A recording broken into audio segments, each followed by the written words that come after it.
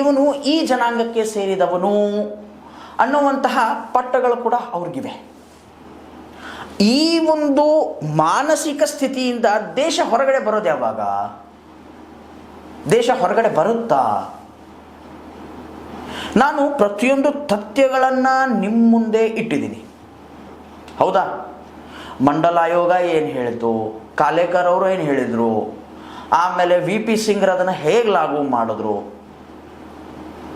ಇಷ್ಟೆಲ್ಲ ಇದ್ದರೂ ಕೂಡ ಈ ದೇಶಕ್ಕೆ ಇನ್ನೂ ಆದರೂ ರಿಸರ್ವೇಷನ್ ಬೇಕಾ ಬೇಡವಾ? ಸ್ವತಂತ್ರ ಸಿಕ್ಕು ದಶಕಗಳಾದವು, ಬಟ್ ಆದರೂ ಕೂಡ ನಮ್ಮ ದೇಶ ಇನ್ನೂ ಆದರೂ ಕೂಡ ಈ ಜಾತಿ ಅನ್ನುವಂತಹ ಹೊಲಸಾದ ಪದ್ಧತಿಯಿಂದ ಹೊರಗಡೆ ಬಂದಿಲ್ಲ. ಇದಕ್ಕೆ ಮುಖ್ಯ ಕಾರಣ ಏನು?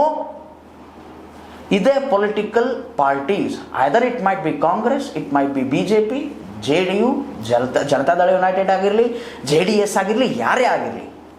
ಯಾಕಂದರೆ ಈ ಒಂದು ಜನಾಂಗದ ಈ ಒಂದು ಜಾತಿಯ ಜನ, ಈ ಒಂದು ಜನಾಂಗದ ಜನ ಈ ಏರಿಯಾದಲ್ಲಿ ಹೆಚ್ಚವ್ರೆ, ಈ ಜನಕ್ಕೆ ಟಿಕೆಟ್ ಕೊಟ್ಟರೆ ನಾವು ಇಲ್ಲಿಂದ ಆರಿಸಿ ಬರ್ತೀವಿ, ಹೌದಾ? ನಮ್ಮ ಜಾತಿಯವನಿಗೆ ಮಿನಿಸ್ಟ್ರಿಗಿರಿ ಕೊಡಬೇಕು, ನಾವು ನೋಡ್ತಾ ಇದ್ದೀವಿ. ಕರ್ನಾಟಕ ಇವಾಗ ಕ್ಯಾಬಿನೆಟ್ ವಿಸ್ತರಣೆ ಆಗ್ತಾ ಇದೆ.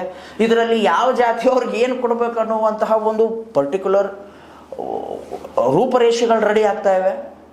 ಸೊ ಇಷ್ಟೆಲ್ಲ ಜಾತಿ ನಮ್ಮ ರಕ್ತದ ಕಣಕಣದಲ್ಲೂ ಕೂಡ ಇದೆ. ಜಾತಿಯನ್ನು ಹೇಗೆ ಹೋಗಲಾಡಿಸ್ಬೋದು? Economical weaker section, yes of course, but economical weaker ಸೆಕ್ಷನ್ಸ್ಗಳಲ್ಲಿ OBCಗಳು ಬರಲ್ಲ, SC STಗಳು ಬರಲ್ಲ, ಅವ್ರದ್ದೇ ಅಂತ ರಿಸರ್ವೇಷನ್ ಐತೆ.